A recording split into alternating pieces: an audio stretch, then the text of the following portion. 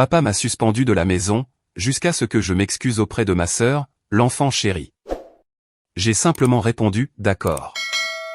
Le lendemain matin, j'étais parti, et ce qui a suivi les a tous détruits. Le silence, dans notre maison, avait un poids, pesant sur nous comme des nuages d'orage, juste avant que la foudre ne frappe. Mon père se tenait dans l'encadrement de la porte de ma chambre, le visage sculpté par la déception, et par une fierté obstinée. Derrière lui se tapissait ma sœur, Vivien, âgée de 17 ans, et rayonnant pratiquement d'une satisfaction vindicative. « Tu m'as bien entendu » a dit papa, sa voix portant ce ton particulier, qu'il réservait aux déclarations définitives. « Tant que tu ne te seras pas excusé correctement auprès de ta sœur, pour l'avoir embarrassée devant ses amis, tu es suspendu de cette famille. Pas de repas à table, pas d'activité familiale, et absolument aucun privilège. » L'ironie me brûlait la poitrine. Vivien me tourmentait depuis des mois, volant mes devoirs pour les copier, cassant mes affaires en prétextant des accidents, et répandant des rumeurs à l'école, ce qui avait rendu mon année de première misérable. Hier, quand elle a essayé de m'humilier devant sa bande d'amis populaires, en renversant accidentellement de la peinture sur mon projet d'art pendant le déjeuner, quelque chose, à l'intérieur de moi, s'est finalement brisé. Je m'étais levé, j'avais attrapé sa gourde de marque, et je l'avais versée lentement sur ses cheveux parfaitement coiffés, tout en maintenant un contact visuel. La cafétéria a explosé d'un rire choqué. Pour une fois dans ma vie, je me suis sentie puissante, au lieu d'être invisible. Ton comportement était totalement inacceptable, a continué papa, aveugle à des années de cruauté calculée de la part de Vivien. Vivien est rentré à la maison en larmes. C'est ta petite sœur, et tu devrais la protéger, pas l'attaquer. Plus jeune de 11 mois seulement, mais, dans notre foyer, l'ordre de naissance importait moins que le statut d'enfant chéri, que Vivien avait revendiqué dès son premier souffle. Je comprends, ai-je dit doucement, en regardant le sourire en coin de Vivien s'élargir. Elle s'attendait à des larmes, à des supplications, la performance habituelle que j'avais offerte d'innombrables fois auparavant. Papa a cligné des yeux, anticipant clairement une résistance. Bien. Alors, tu vas t'excuser, et nous pourrons passer à autre chose après ce malheureux incident. D'accord. Les mots sont restés suspendus entre nous, comme un coup de grâce. L'expression de Vivien est passée du triomphe à la confusion. Papa a hoché la tête sèchement, et il est parti, se dirigeant probablement vers sa précieuse fille, pour la réconforter et lui assurer que la justice prévaudrait. J'ai attendu que la maison s'installe dans sa routine du soir. Maman était à son club de lecture, comme tous les mardis. Papa regardait ses séries policières dans le salon, pendant que Vivien discutait en vidéo avec ses amis à l'étage, racontant sans doute sa version des faits, avec une touche dramatique appropriée. Bougeant avec un silence exercé, j'ai rassemblé l'essentiel dans mon plus grand sac à dos. 3 années de babysitting et de job d'été m'avaient permis de réunir près de 800 € en liquide, soigneusement cachés des doigts curieux de Vivien. Mon chargeur d'ordinateur portable, quelques articles de toilette, et des documents importants, que j'avais progressivement rassemblés au cours de l'année écoulée, en préparant mes candidatures pour l'université. Cette planification n'était pas nouvelle. Je me préparais pour ce moment depuis mon 16e anniversaire, quand papa a offert une voiture à Vivien, tout en me servant un discours sur la responsabilité, et sur le fait de mériter ses privilèges.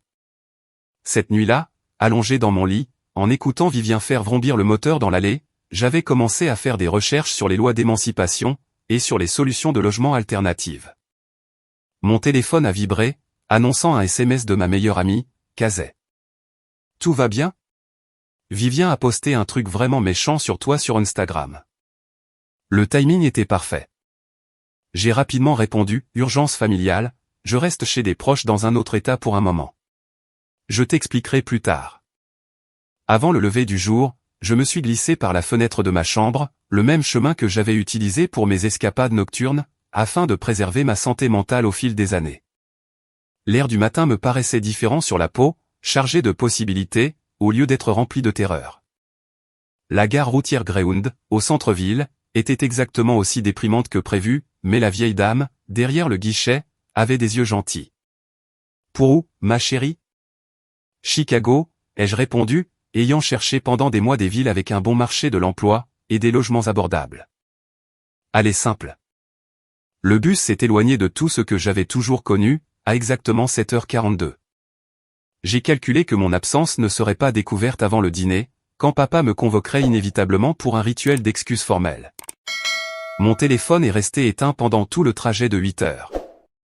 L'horizon de Chicago est apparu, comme une promesse d'acier et de verre, s'étirant vers des avenirs que je pouvais enfin imaginer.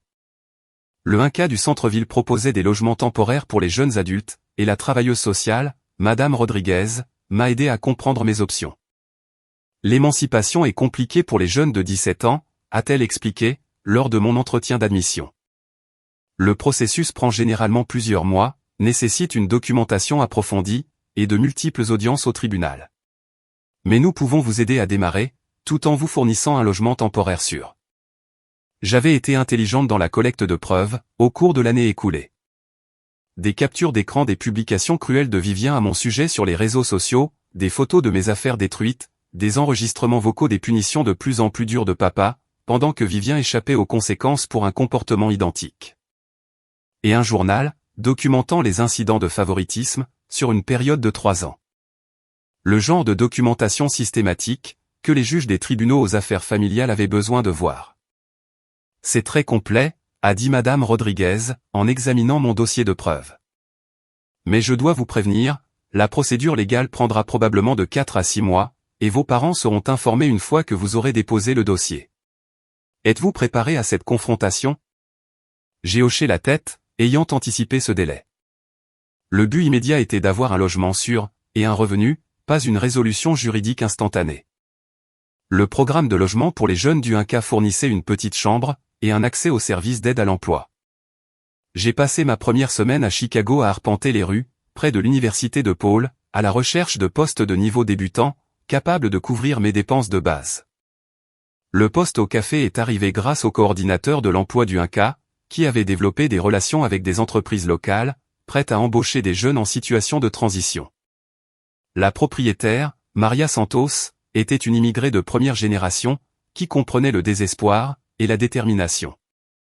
Pendant ce temps, à la maison, le chaos se déroulait apparemment exactement comme je l'avais anticipé. Kazé a appelé mercredi soir, la voix nouée par le choc. Tes parents ont signalé ta disparition. Il y a des voitures de police chez toi. Ton père a l'air absolument détruit. L'enquête pour disparition a compliqué ma procédure d'émancipation, comme Madame Rodriguez m'en avait averti. Le tribunal ne peut pas traiter votre demande, tant que vous êtes techniquement considérée comme une fugueuse, a-t-elle expliqué, lors de notre réunion hebdomadaire. Nous devons d'abord résoudre l'enquête de police. Cela nécessitait une stratégie juridique soigneusement orchestrée. Madame Rodriguez m'a mise en contact avec un avocat spécialisé en droit de la famille, expert dans la défense des jeunes. Richard Martinez avait géré des dizaines de cas d'émancipation, et il comprenait l'équilibre délicat entre les droits des parents et la protection des jeunes. Nous devrons informer la police que vous êtes en sécurité, et que vous êtes représenté par un avocat, a-t-il expliqué. Ensuite, nous pourrons commencer la procédure formelle d'émancipation. Le processus prendra environ 6 mois, compte tenu de votre âge, et de la complexité pour prouver un favoritisme systématique. Le jeudi a apporté son lot de nouvelles. Ta mère est rentrée du travail en pleurant. Vivien est enfermé dans sa chambre depuis ce matin. Je crois qu'elle panique à l'idée que ce soit de sa faute. C'était de sa faute, pourtant. Pas entièrement. Des années de manipulation et de cruauté avaient créé cette situation. Mais Vivien n'était qu'un symptôme du vrai problème. Nos parents avaient créé une hiérarchie toxique, qui empoisonnait tout. Les nouvelles du vendredi ont eu un impact différent. La police a trouvé tes relevés téléphoniques, et ils savent que tu es allé à Chicago. Ton père y a conduit hier pour te chercher. Il est revenu ce matin, avec l'air d'avoir vieilli de 10 ans. Mon rendez-vous au tribunal a été programmé pour le printemps suivant, après des mois de préparation juridique et d'examen de documents. La juge, l'honorable Patricia Williams, avait examiné mon dossier en profondeur, avant l'audience. Papa avait engagé un avocat, et il était présent, l'air hagard et confus, après 6 mois de procédure judiciaire. Mademoiselle Marshall, la juge Williams s'est adressée à moi. Vous avez présenté des preuves irréfutables de favoritisme systématique, et de négligence émotionnelle, sur une période prolongée. Votre documentation démontre le genre de préparation minutieuse, que ce tribunal exige pour les cas d'émancipation. Mademoiselle Marshall, le juge Chen s'est adressé à moi. vous avez présenté des preuves irréfutables de favoritisme systématique et de négligence émotionnelle. Cependant, je veux m'assurer que vous comprenez la gravité d'une émancipation légale. Je le comprends, votre honneur.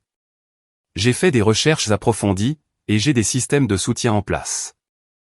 L'avocat de papa lui a murmuré quelque chose à l'oreille, avec urgence. Je pouvais voir la prise de conscience se dessiner sur ses traits, alors qu'il comprenait enfin avec quel soin j'avais planifié cette fuite. Votre honneur, a dit l'avocat de papa, mon client est prêt à entamer une thérapie familiale, et à aborder ses problèmes. Retirer définitivement cet enfant de son foyer est sûrement excessif. L'expression de la juge Williams est restée neutre. Monsieur Marshall, votre fille a documenté un modèle de traitement différentiel, s'étalant sur plusieurs années. Le tribunal n'est pas intéressé par une thérapie familiale, qui aurait dû commencer il y a bien longtemps. Le marteau est tombé, de manière irrévocable. Légalement émancipé, juste avant mes 18 ans, avec un permis de travail, et la désignation d'un tuteur temporaire par l'État. J'étais libre. Papa s'est approché de moi après ça, le visage gris de choc. Ma chérie, s'il te plaît, rentre à la maison. Nous allons arranger ça. Tu as eu presque 18 ans pour arranger ça, ai-je répondu calmement. Tu as choisi Vivien, à chaque fois. Maintenant, tu dois vivre avec ce choix. Le marché de l'emploi à Chicago restait difficile, mais je m'étais fait une place, au fil des mois de procédure judiciaire. Maria avait progressivement augmenté mes responsabilités, car je m'étais montré fiable, et au moment où mon émancipation a été finalisée, je formais les nouveaux employés, et je gérais une partie des stocks. L'université restait mon objectif à long terme, mais le chemin exigeait une planification stratégique. Mes notes au jet de me qualifier pour l'admission en collège communautaire, mais je devais économiser de l'argent, tout en établissant un dossier académique solide, qui me permettrait, à terme, d'être transféré dans une université sur 4 ans. Le partage d'un minuscule appartement est arrivé 3 mois plus tard, quand j'ai eu économisé assez pour une caution, et prouvé la stabilité de mon emploi. Mes colocataires, Jessica et Amanda, étaient toutes les deux en 3e année de licence de psychologie, dans une université d'État locale, et elles avaient besoin d'aide pour payer le loyer. Elles avaient d'abord été sceptiques à l'idée de vivre avec quelqu'un d'aussi jeune, mais mes références, de la part de Maria et du coordinateur de logement du 1K, les ont convaincus de tenter le coup. Les journées étaient épuisantes. Un travail à temps plein, commençant à 6 heures du matin, suivi de cours de préparation au jet de le soir, financé par un programme de la ville pour les mineurs émancipés. Je m'effondrais dans mon lit chaque nuit, sachant que je ne me réveillerais plus jamais dans une maison, où mon existence était simplement tolérée. Mais cet emploi du temps laissait peu de place pour quoi que ce soit qui ressemble à une vie sociale. Mes colocataires, Jessica et Amanda, qui étaient toutes les deux étudiantes en psychologie, avaient d'abord été sceptiques quant à l'idée de vivre avec une jeune fille de 17 ans, ayant abandonné le lycée. En moins de 2 semaines, elles étaient devenues les grandes sœurs protectrices que je n'avais jamais eues. Jessica m'a appris à naviguer dans le système de transport en commun de la ville, tandis qu'Amanda m'a aidé à m'entraîner pour des entretiens d'embauche, afin d'obtenir des postes mieux rémunérés. Tu es différente de la plupart des adolescents, a fait remarquer Jessica un soir, alors que nous partagions une pizza, qui constituait le dîner pour nous 3. Plus concentré, comme si tu avais déjà compris ce que les adultes mettent des années à apprendre. Amanda a hoché la tête, pensive. C'est comme si on t'avait forcé à grandir plus vite que tu n'aurais dû. Leur acceptation décontractée de ma maturité me semblait révolutionnaire. À la maison, tout signe d'indépendance avait été qualifié de provocation, ou de manque de respect. Ici, mon autonomie était simplement reconnue, et appréciée. La propriétaire du café, Maria Santos, était une immigrée de première génération, qui avait construit son entreprise à partir de rien. Elle a reconnu quelque chose de familier, dans ma détermination à survivre selon mes propres règles. En l'espace d'1 mois, elle m'a promu de simple barista à directrice adjointe, m'enseignant la gestion des stocks, et des compétences en service client, qui s'avéreraient inestimables par la suite. Tu me rappelles moi-même à ton âge, m'a dit Maria, lors d'un coup de feu matinal particulièrement chargé. Têtue comme une mule, et 2 fois plus intelligente que ce qu'on veut bien te reconnaître. Elle a commencé à partager des histoires sur ses propres dysfonctionnements familiaux, des parents qui s'attendaient à ce qu'elle reste dépendante, et ancrée dans la tradition, plutôt que de poursuivre des études et de posséder sa propre entreprise. Les parallèles avec ma situation étaient frappants, bien que la rébellion de Maria ait eu lieu dans la vingtaine, plutôt qu'à l'adolescence. Le plus dur n'est pas de partir, m'a-t-elle expliqué, pendant que nous réapprovisionnions les stocks après la fermeture. C'est de ne pas regarder en arrière, quand ils réalisent enfin ce qu'ils ont perdu. Ces mots se sont avérés prophétiques. Les tentatives de culpabilisation n'allaient pas tarder à commencer. Octobre a apporté mon premier vrai test d'indépendance. J'ai contracté une grippe sévère, qui m'a laissé cloué au lit pendant une semaine, épuisant mes jours de congé maladie soigneusement épargnés, et mettant mon emploi en péril. À la maison, maman se serait affairée autour de moi, avec de la soupe et des médicaments, malgré ses autres défauts. Jessica et Amanda se sont ralliées autour de moi avec une tendresse surprenante, se relayant pour m'apporter à boire, et pour vérifier ma température. Amanda a même annulé un rendez-vous pour rester à la maison, quand ma fièvre a grimpé dangereusement. C'est à ça que ressemble une vraie famille, a dit simplement Amanda, quand j'ai essayé de la remercier. La révélation m'a frappé comme une force physique. Les vrais membres d'une famille se soutiennent mutuellement, sans tenir de compte, sans arrière-pensée, et sans un amour conditionnel, basé sur le favoritisme. Ma famille biologique n'avait jamais fonctionné de cette manière. Maria a gardé mon poste, malgré les jours manqués, couvrant même mes heures personnellement, plutôt que d'embaucher de l'aide temporaire. Les bons employés valent la peine qu'on investisse en eux, a-t-elle dit quand je suis retourné travailler, encore faible, mais déterminé. Le contraste, entre ce soutien inconditionnel et le traitement de ma famille, m'a semblé saisissant. Ici, les gens appréciaient ma contribution, et voulaient que je réussisse. À la maison, ma présence avait toujours été tolérée, au mieux, et activement mal perçue, au pire. Novembre a apporté la nouvelle que maman avait commencé à appeler les refuges locaux et les services pour la jeunesse, affirmant qu'elle s'inquiétait pour ma sécurité. Le travailleur social qui m'a contacté semblait sceptique quant à son inquiétude. Votre mère semble sincèrement désemparée, m'a informé Madame Rodriguez, lors de l'un de nos contrôles mensuels. Elle n'arrête pas de demander s'il y a un moyen de vous convaincre de rentrer à la maison. Lui avez-vous expliqué que je suis légalement émancipé, et que je m'épanouis? À plusieurs reprises. Elle semble penser que c'est une sorte de phase, qui finira par vous passer. Cette déconnexion de la réalité était typique. Maman avait passé tellement d'années à cautionner le favoritisme de papa, qu'elle s'était convaincue que le problème venait de mon attitude, plutôt que de leur façon d'être parents. Maintenant, elle se disait probablement que je finirais par réaliser à quel point j'étais bien à la maison. Les rapports de Kazé confirmaient mes soupçons. Ta mère n'arrête pas de dire aux gens que tu traverses une crise de rébellion, a-t-elle dit lors de l'un de nos appels hebdomadaires. Elle semble honnêtement croire que tu reviendras de toi-même, une fois que tu auras compris à quel point la vraie vie est dure. Cette illusion aurait été drôle, si elle n'avait pas été si tragique. Maman n'avait aucune idée d'à quel point ma vie était devenue plus facile, sans cette tension constante, ce favoritisme, et cette manipulation émotionnelle. Pendant ce temps, ma routine quotidienne à Chicago avait pris un rythme réconfortant. Réveil à 5h30. Douche. Manger n'importe quel petit déjeuner que notre cuisine commune pouvait offrir. Prendre le bus de 6h45 pour le travail. Ouvrir le café à 7h. Servir la foule matinale des navetteurs et des étudiants. Gérer les tâches administratives pendant les périodes creuses. Fermer à 18h. Les soirées étaient consacrées aux devoirs pour mes cours de préparation au GED, à réviser avec Jessica et Amanda, ou à explorer les offres culturelles gratuites de la ville, musées, événements à la bibliothèque, ateliers au collège communautaire. Chicago offrait des opportunités infinies pour s'améliorer, qui ne coûtaient rien d'autre que du temps. L'examen du GED est arrivé en décembre, et je l'ai réussi, avec des notes suffisamment élevées pour me qualifier pour l'admission au collège communautaire au printemps. Maria a célébré cela en m'accordant une petite augmentation, et des responsabilités de gestion supplémentaires. Tu iras loin, a-t-elle dit, avec la confiance de quelqu'un qui a bâti son propre succès à partir de rien. N'oublie juste pas les petites gens comme nous, quand tu dirigeras le monde. Sa foi en mon potentiel me semblait étrangère, mais merveilleuse. À la maison, on attendait de Vivien qu'elle réussisse scolairement, mais on ne l'avait jamais encouragée chez moi.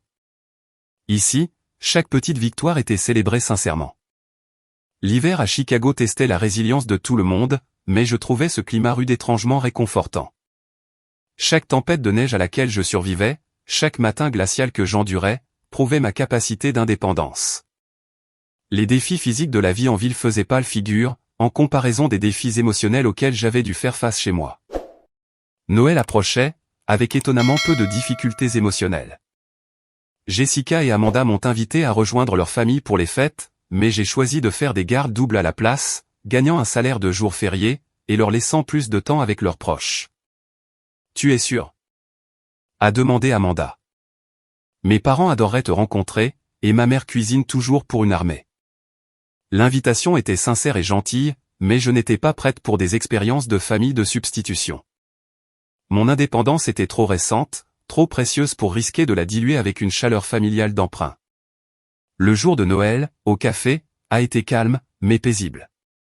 Quelques clients réguliers sont passés, reconnaissant que nous soyons restés ouverts pour les personnes sans plans familiaux traditionnels. Maria a travaillé à mes côtés, et nous avons passé les heures creuses à partager des histoires sur les Noëls précédents, qui avaient été soit merveilleux, soit terribles. « Tu sais ce que j'ai appris ?» a dit Maria, pendant que nous nettoyions les machines à expresso, en fin d'après-midi. Parfois, les familles que nous choisissons nous traitent mieux que les familles dans lesquelles nous sommes nés. Son observation m'a semblé particulièrement pertinente, alors que les nouvelles de Kazé continuaient de dépeindre le dysfonctionnement à la maison. Vivien faisait apparemment des crises de nerfs quotidiennes à propos des candidatures pour l'université, incapable de gérer la pression scolaire sans avoir quelqu'un à blâmer pour son stress. Elle n'arrête pas de demander à ton père pourquoi tu étais toujours meilleur à l'école, a rapporté Kazé. Il ne sait pas quoi répondre, parce qu'il n'avait jamais vraiment fait attention à tes notes avant. L'ironie était parfaite. Papa remarquait enfin mes capacités scolaires, mais uniquement par contraste avec les difficultés de Vivien. Même en mon absence, j'étais utilisé comme unité de mesure. Janvier a apporté l'inscription au collège communautaire, et mon premier vrai goût de l'enseignement supérieur. Le campus était modeste comparé à Northwestern ou DePaul, mais il représentait des possibilités, d'une manière que le lycée n'avait jamais offerte. Le bureau d'aide financière avait travaillé avec moi pour maximiser les bourses et les opportunités de travail-études, rendant mon éducation financièrement viable, malgré mes ressources limitées. Mon conseiller, le professeur Williams, était une ancienne travailleuse sociale, qui était retournée dans le milieu universitaire après 20 ans dans les services familiaux. Elle a jeté un seul coup d'œil à mon parcours, et à mon potentiel académique, et elle a immédiatement commencé à planifier un programme de cours stratégique. « Vous êtes intellectuellement prête pour un travail de niveau universitaire ?» a-t-elle dit lors de notre première rencontre. Mais, sur le plan financier, cette voie sur 2 ans est intelligente. D'excellentes notes ici, puis un transfert vers un établissement capable d'offrir des bourses importantes. Sa pensée stratégique m'a impressionné. Elle comprenait que ma situation exigeait une planification minutieuse, plutôt que des calendriers académiques traditionnels, et elle m'a aidé à équilibrer la charge de crédit, avec mes obligations professionnelles. Les cours eux-mêmes ressemblaient à une libération. La philosophie a mis au défi ma réflexion sur l'éthique et la justice, d'une manière qui m'a aidé à digérer mes expériences familiales. La littérature m'a fait découvrir des personnages qui avaient surmonté des situations similaires à la mienne. Les mathématiques m'ont fourni des cadres logiques, qui m'ont paru réconfortants, après des années de chaos émotionnel. Mes professeurs m'ont traité comme une adulte capable de manipuler des idées complexes. Personne n'a remis en question ma maturité, ni suggéré que ma jeunesse me disqualifiait pour un travail académique sérieux. Le contraste avec le lycée, où les professeurs m'avaient constamment comparé à Vivien de manière défavorable, a été transformateur. Des groupes d'études se sont formés naturellement autour des devoirs difficiles, et je me suis retrouvé apprécié pour mes compétences analytiques, et pour mon éthique de travail. Ces relations semblaient différentes des amitiés que j'avais tentées au lycée, car elles étaient basées sur un respect mutuel, plutôt que sur des hiérarchies sociales. « Tu poses de très bonnes questions », a fait remarquer mon partenaire d'études en philosophie, David, après que nous ayons résolu un dilemme éthique particulièrement complexe. C'est comme si tu avais réellement vécu la complexité morale, au lieu de seulement lire à ce sujet. Son évaluation était exacte, mais douloureuse. J'avais vécu la complexité morale, en regardant mes parents choisir le favoritisme plutôt que l'équité, année après année. Ces expériences m'avaient donné une compréhension pratique de l'échec éthique, qui manquait à la plupart des jeunes de 19 ans. Le semestre de printemps a apporté des cours de plus en plus exigeants, et ma première relation amoureuse qui n'était pas compliquée par des dysfonctionnements familiaux. David était un étudiant en pré-médecine, sérieux et gentil, qui appréciait mon indépendance, au lieu de la trouver menaçante. La plupart des filles de notre âge sont encore en train de chercher qui elles veulent être, m'a-t-il dit lors d'un de nos rendez-vous autour d'un café. Toi, tu sais déjà exactement qui tu es. La relation s'est développée lentement, construite sur une véritable compatibilité, plutôt que sur des drames d'adolescents. David comprenait que mon passé était compliqué, sans exiger des détails que je n'étais pas prête à partager. Il respectait mes limites, tout en m'offrant un soutien émotionnel, qui m'était totalement étranger. Ta famille ne te mérite pas, a-t-il dit simplement, après que j'ai partagé les détails de base sur mon émancipation. Mais je suis reconnaissant que leur perte soit devenue mon gain. Son appréciation franche m'a paru révolutionnaire. À la maison, exprimer de l'affection pour moi avait toujours été conditionné au fait de ne pas froisser les sentiments de Vivien. Les sentiments de David existaient indépendamment, sans nécessiter l'approbation, ou la permission de qui que ce soit d'autre. Pendant ce temps, mon développement professionnel a continué de progresser régulièrement. Sur 18 mois, Maria avait progressivement augmenté mes responsabilités, car je m'étais montré fiable et capable. J'étais passé du travail de base de barista, à la formation des nouveaux employés, à la gestion des stocks, et au traitement des relations avec les fournisseurs. Je veux t'offrir un poste de direction quand tu auras ton diplôme, a-t-elle dit lors de notre réunion d'évaluation annuelle. À temps plein, avec des avantages sociaux, et une participation aux bénéfices. Mais je sais que tu as de plus grands projets, que de diriger un café pour toujours. Sa foi en mon potentiel était touchante, même si je savais qu'elle avait raison quant à mes ambitions plus vastes. Le café avait été un sanctuaire, et un tremplin pratique, mais la faculté de droit m'appelait de plus en plus fort, à chaque semestre. Les nouvelles de Kazé ont continué de décrire la destruction en cours à la maison. Vivien s'est fait arrêter pour vol à l'étalage le week-end dernier, m'a-t-elle rapporté en décembre. Apparemment, elle volait du maquillage et des vêtements depuis des mois. Ton père a dû payer sa caution. Sans moi pour servir de bouc émissaire, les problèmes de comportement de Vivien devenaient impossibles à ignorer. Les mêmes débordements, qui avaient été excusés comme une rébellion d'adolescente, ressemblaient maintenant à ce qu'ils étaient réellement, un comportement destructeur et capricieux, de la part de quelqu'un qui n'avait jamais été confronté à des conséquences significatives. Ton père a l'air terrible à chaque fois que je le vois, a ajouté Kazé. Madame Patterson, la voisine, a dit à ma mère qu'il s'assoit parfois simplement dans sa voiture, dans l'allée, à fixer la fenêtre de ta chambre. Cette image aurait dû me procurer de la satisfaction, mais à la place, je me suis senti vide. Ce n'était pas vraiment une vengeance, au sens traditionnel du terme. Je n'avais rien détruit activement. Je m'étais simplement retiré d'une situation toxique, et le système s'était effondré sous son propre dysfonctionnement. Noël est arrivé, puis est reparti, sans aucun contact de ma famille. J'ai fait des gardes doubles au café, économisant de l'argent, et profitant de l'anonymat paisible des clients des fêtes, qui ne connaissaient pas mon histoire. Janvier a apporté la nouvelle la plus choquante à ce jour. Vivien déménage chez la sœur de ta mère dans l'Oregon, m'a dit Kazé. Apparemment, elle et ton père ont eu une énorme dispute, après qu'elle a bousillé sa voiture en conduisant en état d'ivresse. Personne n'a été blessé, mais ton père a fini par craquer, et il a dit qu'il ne pouvait plus la gérer. L'ironie était dévastatrice. Papa avait sacrifié sa relation avec moi, pour protéger et encourager Vivien, tout ça pour que son comportement devienne si problématique, qu'il finisse par la rejeter elle aussi. Elle avait perdu le favoritisme, qui définissait toute son identité.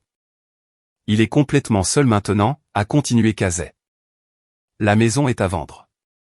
J'imagine qu'il ne peut plus se la payer, avec le divorce, et les frais d'avocat. Février a marqué les 6 mois depuis que j'avais quitté la maison. Ma nouvelle vie avait du rythme, et un sens. Les cours au collège communautaire me stimulaient intellectuellement. Mes collègues étaient devenus de véritables amis. J'avais même commencé à fréquenter quelqu'un, un gentil étudiant en pré-médecine, nommé David, qui trouvait mon indépendance admirable, plutôt que menaçante. Le premier contact de ma famille est arrivé pour mon 19e anniversaire. Une lettre manuscrite est arrivée à mon adresse, près de Northwestern, retrouvée je ne sais comment, par des canaux bureaucratiques que je n'ai pas pu identifier. Chère fille, commençait-elle, de l'écriture soignée de papa.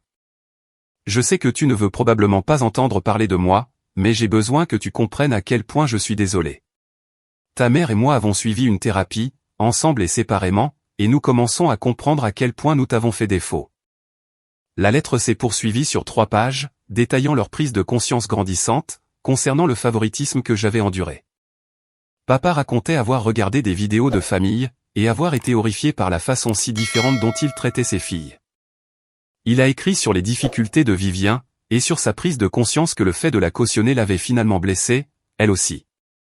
Je n'attends pas de pardon, concluait la lettre. Je voulais juste que tu saches que tes actions nous ont ouvert les yeux, sur des vérités que nous évitions depuis des années. Tu étais la personne la plus forte de notre famille, et nous t'avons puni pour ça. Je suis fier de ce que tu es devenu, même si je n'ai joué aucun rôle dans ton développement. J'ai lu la lettre 3 fois, avant de la ranger. Les excuses semblaient sincères, mais elles n'avaient plus d'importance. Trop de dégâts avaient été causés. Trop d'années de traitement de seconde zone avaient été endurées. Le printemps a apporté la nouvelle que papa avait déménagé dans un petit appartement, à l'autre bout de la ville, tandis que maman s'épanouissait, apparemment, dans sa nouvelle indépendance. Vivien luttait en Oregon, ballotté entre des proches, qui se lassaient vite de son attitude d'enfant gâté. Elle n'arrête pas de poser des questions sur toi, a rapporté Kazay. Je crois qu'elle veut te contacter, mais elle a peur que tu la détestes. Je ne détestais pas vraiment Vivien. Elle avait été une enfant, manipulant un système, qui récompensait sa cruauté. Nos parents avaient créé le monstre, mais elle avait choisi d'embrasser le rôle avec enthousiasme. Ma première année d'université a commencé cet automne-là, financée par une bourse, des prêts étudiants, et mes économies du café. J'ai trouvé un conseiller académique, qui comprenait mon parcours non conventionnel, et m'a aidé à planifier des études de pré-droit. L'injustice que j'avais vécue avait éveillé un intérêt, pour le travail de défense des droits de la famille. La deuxième lettre est arrivée pour mon 20e anniversaire. Celle-ci était de maman. Plus courte, mais tout aussi émouvante. Je sais que je n'ai pas le droit de te contacter, a-t-elle écrit, mais je voulais que tu saches que je pense à toi tous les jours. Je travaille avec un thérapeute, pour comprendre comment j'ai pu échouer aussi complètement en tant que mère. J'étais tellement concentré sur le maintien de la paix, que j'ai sacrifié le bien-être de ma propre enfant. Elle décrivait les séances de thérapie familiale, où un thérapeute les avait aidés à comprendre la dynamique toxique qu'ils avaient créée. Apparemment, Vivien avait avoué des années de cruauté délibérée, reconnaissant enfin un comportement, qu'elle avait auparavant justifié, ou nié. Ton père et moi sommes divorcés maintenant, poursuivait la lettre. Nous n'avons pas pu reconstruire une relation, après avoir réalisé à quel point notre mariage avait endommagé nos enfants. Nous travaillons tous les deux pour devenir de meilleures personnes, mais nous savons qu'il est trop tard pour être de meilleurs parents pour toi. L'honnêteté était rafraîchissante, même si le timing était tragiquement mauvais. La vie universitaire me convenait parfaitement. Mes professeurs appréciaient ma maturité et mon éthique de travail, et mon emploi du temps à temps partiel, à la clinique d'aide juridique, m'a permis d'acquérir une expérience pratique, tout en poursuivant mon diplôme. La combinaison du financement par les bourses, et des indemnités de la clinique, rendait mon éducation financièrement viable, sans le poids écrasant de la dette auquel la plupart des étudiants faisaient face. Je m'étais fait des amis, qui ne savaient rien de mon histoire familiale. Des gens qui m'appréciaient pour ce que j'étais, plutôt que de me comparer à quelqu'un d'autre. Pour la première fois, j'existais en tant que personne entière, à part entière. Les nouvelles de la maison sont devenues de plus en plus sporadiques. Kazay était occupé par sa propre expérience universitaire, à l'État de l'Ohio. Les mises à jour dramatiques ont ralenti, se résumant à des mentions occasionnelles de membres de la famille, aperçus dans notre ville natale, ayant l'air plus vieux, et plus tristes. 4 ans après le début de ma nouvelle vie, j'ai reçu un appel, qui a tout changé. La voix de Kazay était tremblante, sous le coup du choc. C'est à propos de Vivien, a-t-elle dit. Elle est à l'hôpital, une apparente tentative de suicide. Tes parents sont tous les deux là, et ils m'ont demandé de trouver un moyen de te contacter. La nouvelle m'a frappé comme de l'eau glacée. Quelle que soit la colère que j'avais nourrie envers ma sœur, je n'avais jamais souhaité qu'elle souffre aussi profondément. Vivien avait maintenant 21 ans, techniquement une adulte, mais elle luttait toujours avec la crise d'identité, qui avait commencé quand je m'étais retiré comme son point de comparaison constant. C'est grave à quel point, ai-je demandé. Elle est stable maintenant, mais c'était sérieux. Des pilules et de l'alcool. Une colocataire l'a trouvée, et a appelé les urgences. J'ai regardé par la fenêtre de mon appartement, l'horizon de Chicago, en pesant mes obligations contre mon instinct de préservation. La famille qui m'avait rejeté, demandait maintenant ma présence dans sa crise. Ils ne s'attendent pas à ce que tu viennes, a ajouté Kazé rapidement. Ta mère voulait juste que tu le saches, au cas où tu en entendrais parler ailleurs. Prendre la décision m'a demandé 3 jours de réflexion minutieuse. Finalement, j'ai réservé un vol pour rentrer, non par loyauté familiale, mais par simple compassion humaine. Vivien avait 20 ans, à peine une adulte, et elle souffrait. La salle d'attente de l'hôpital ressemblait exactement à toutes les séries médicales que j'avais jamais vues, pleines de lumière crue, et de chaises inconfortables. Maman avait vieilli de façon spectaculaire en 2 ans.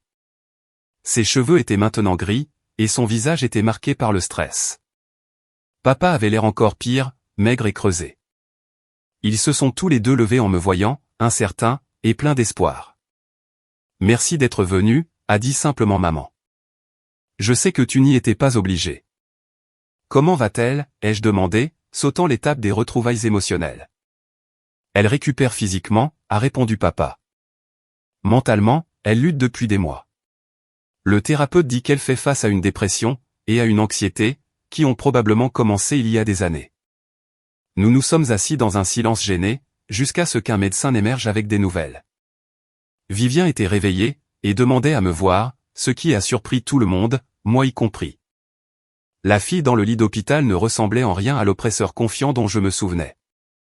Vivien paraissait fragile et jeune, le visage bouffi par les pleurs, et par les procédures médicales. « Salut », a-t-elle dit doucement quand je suis entré. « Salut, je ne pensais pas que tu viendrais. » Moi non plus. Elle a étudié mon visage, cherchant des dynamiques familières qui n'existaient plus.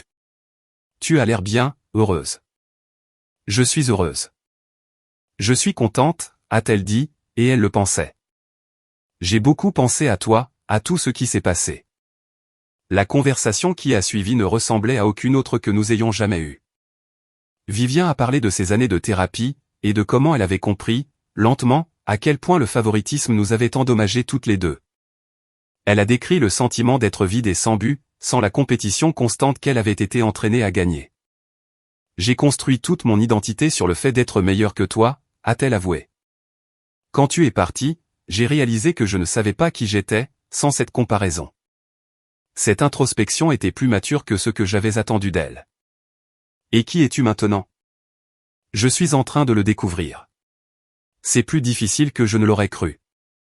Nous avons parlé pendant 1 heure, naviguant prudemment à travers des années de blessures, et de malentendus. Vivien s'est excusé pour des cruautés spécifiques que j'avais presque oubliées, assumant ses responsabilités, sans chercher d'excuses.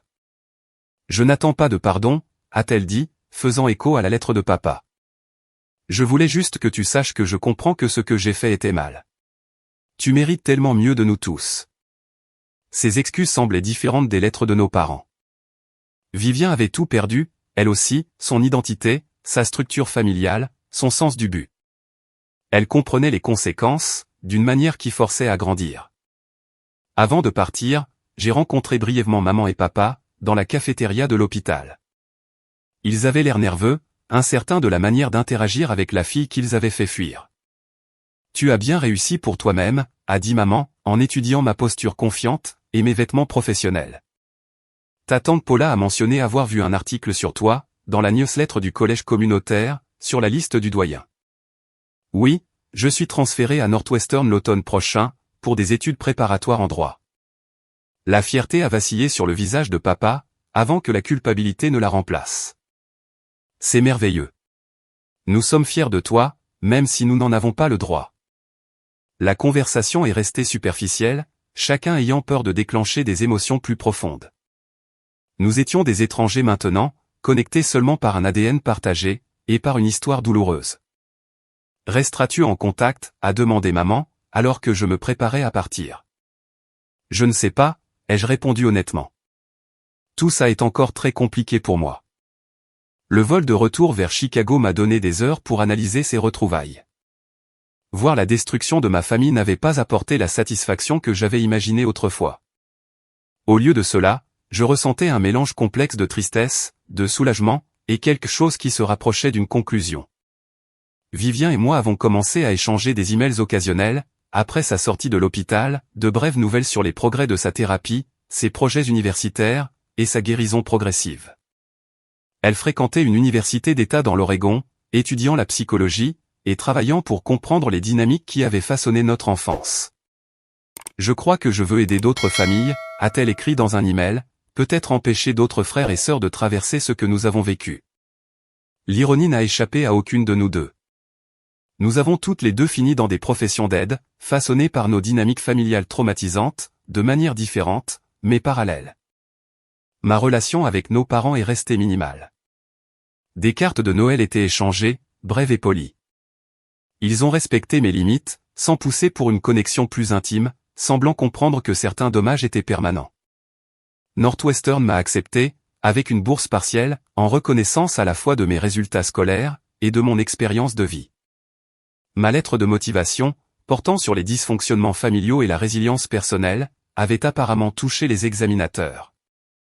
La faculté de droit est devenue mon nouvel objectif, avec des plans pour me spécialiser dans la défense des familles, et les droits des enfants. Les compétences que j'avais développées en survivant à ma famille dysfonctionnelle, la documentation minutieuse, la planification stratégique, et la résilience émotionnelle se traduisaient étonnamment bien dans les études juridiques. 3 ans après avoir quitté la maison, j'ai obtenu ma licence avec la plus haute distinction, summa cum laude. Mes parents ont envoyé une carte de félicitations, mais n'ont pas demandé à assister à la cérémonie. Casey est venu à la place, m'acclamant bruyamment quand mon nom a été appelé. « Regarde-toi » a-t-elle dit après coup, en essuyant ses larmes. « Tu t'es sauvée toute seule, et tu es devenue exactement celle que tu étais censée être. » La transformation semblait complète.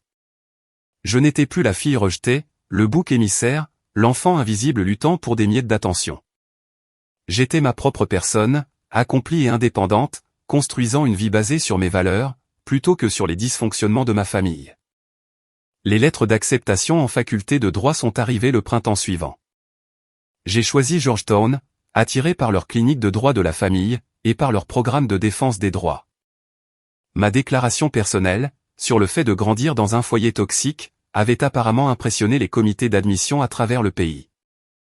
La dernière nouvelle de la maison est venue de Casey, alors que je me préparais à déménager à Washington DC. « Tes parents vont bien », a-t-elle rapporté.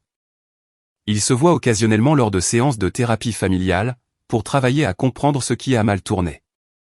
Vivien réussit bien à l'école, et a un petit ami qui a l'air vraiment gentil. Ces nouvelles semblaient lointaines, mais positives. Tout le monde reconstruisait sa vie, apprenant à exister sans les dynamiques toxiques qui avaient autrefois défini notre système familial. Déménager à DC ressemblait au dernier chapitre de mon histoire d'évasion. Le campus de Georgetown était tout ce que j'avais espéré, rempli d'étudiants ambitieux, qui avaient également surmonté des obstacles importants. Mon conseiller pédagogique avait examiné mon parcours, et il était ravi de travailler avec quelqu'un qui apportait une expérience vécue, aux études de droit de la famille. Le travail au café, à Chicago, m'avait appris de précieuses compétences en service client, mais mon nouveau poste en travail-études, à la clinique d'aide juridique de l'université, m'a donné l'impression de rentrer à la maison. Aider les familles à naviguer dans les situations de crise, s'appuyer sur tout ce que j'avais appris, concernant les dynamiques toxiques, le favoritisme systématique, et le courage nécessaire pour briser les schémas destructeurs.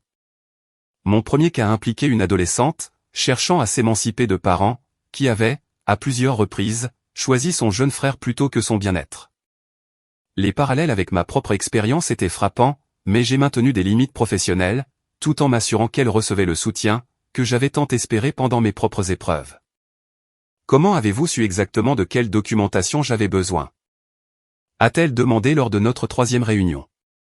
L'expérience, ai-je répondu simplement. L'affaire s'est conclue avec succès, le tribunal accordant l'émancipation, et des accords de garde qui la protégeaient de toute violence émotionnelle supplémentaire.